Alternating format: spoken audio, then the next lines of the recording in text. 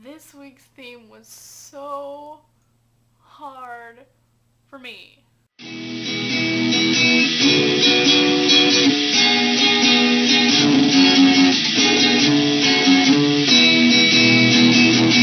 Being the caboose of the week is not always a good thing, especially when all the mythical creatures you thought of had already been taken a couple of times.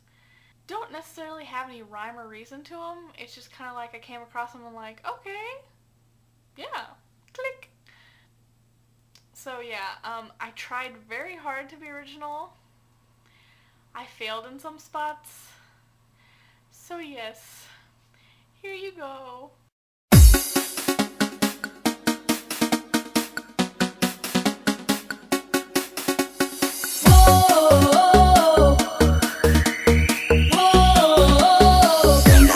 Back in time.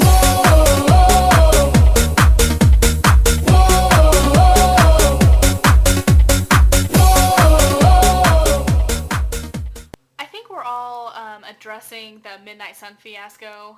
The only couple of things I'm going to say about it is, one, I think it's a horrible atrocity that Stephenie Meyer can't even hand over a partial manuscript to help with a project going on with her book without someone leaking it.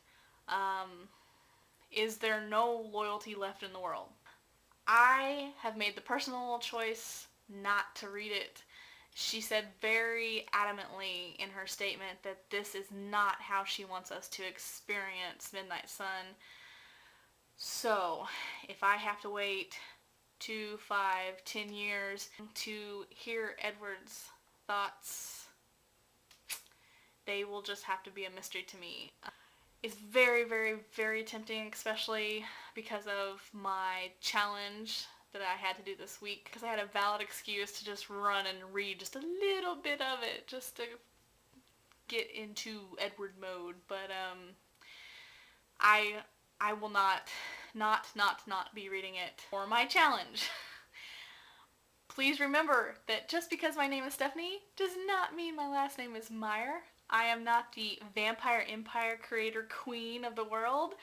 I chose the scene from New Moon where Bella is rushing to get to Edward to keep him from stepping into the sun and exposing himself so the Volturi would off him.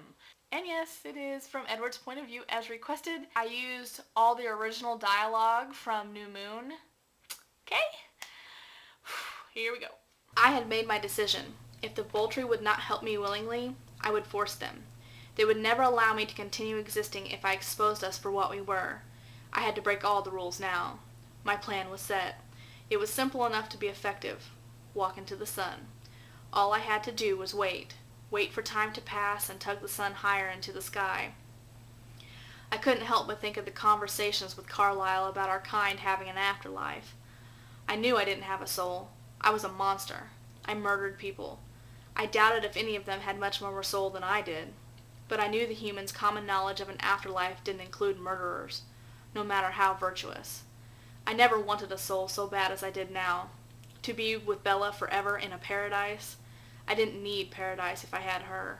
I just wanted my beautiful Bella. What had I done? Her blood was on my hands. Her blood on my hands. Ha! I chuckled darkly to myself. There was a time when Bella first arrived, the monster inside me would have given anything to spill her blood and watch the deliciously scented warm crimson trickle down my palms. I remembered how her scent used to scorch my throat, coiling my muscles like a spring in a trap. I would give anything to be engulfed by that fire now, anything to breathe her heady floral scent and taste it on my tongue. The square was steadily filling with people, the Volturi and their celebrations. If these humans only knew what they were really celebrating, they wouldn't all have smiles plastered on their faces. My little alley I was hiding in was shrinking.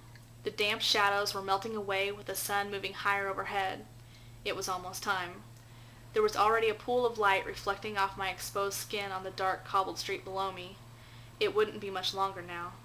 A few onlookers took a few backward glances at me. I didn't notice them enough to actually see them. I only saw one face in front of my eyes. A pair of chocolate brown eyes, translucent white skin with a delicate pink blush on the wide cheekbones. a heart-shaped face devoured by a sea of mahogany hair. Bella. My Bella. My life. My life was gone. Dead. Soon I would no longer exist as it should have been over 70 years ago. No, I didn't believe that anymore. Without my long existence, I would never have had Bella. The loud chiming of the clock in the square removed me from my thoughts. It's time. I wasted no time with the buttons on my shirt. I ripped the white material off my body with one swift tug of my wrist. No need for pretenses now. Another chime, and another. I stood at the mouth of the alley, just barely inside the shadow. The chimes rang louder and louder. I closed my eyes. I could hear the many squeals of children and the hum of grumbling thoughts of people over the clock's striking hour.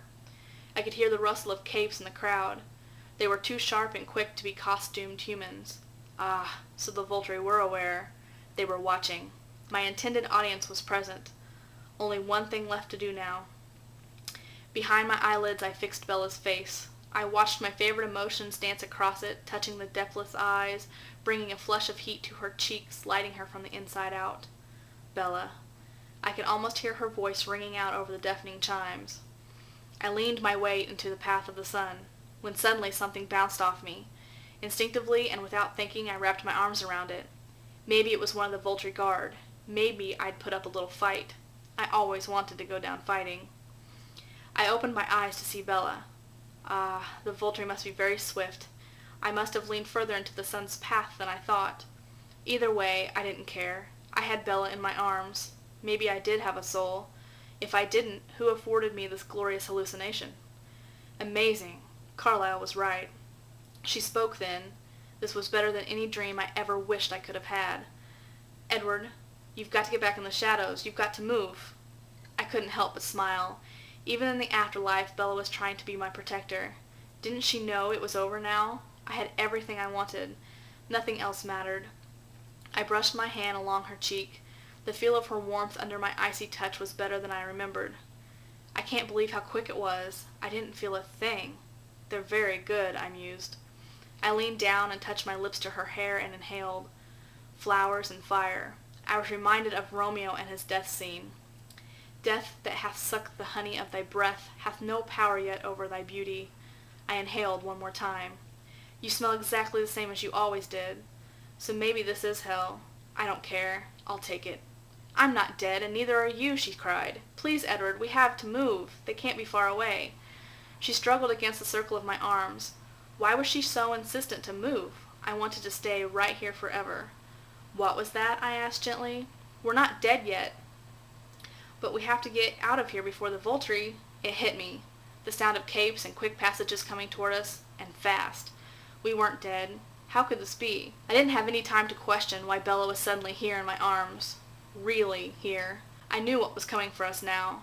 I quickly yanked her behind me and crouched defensively in front of her. I spread my arms out like a shield. They weren't getting through me. If I had her back, if she was truly alive, I would die to keep it that way. The end. See you next week, ladies.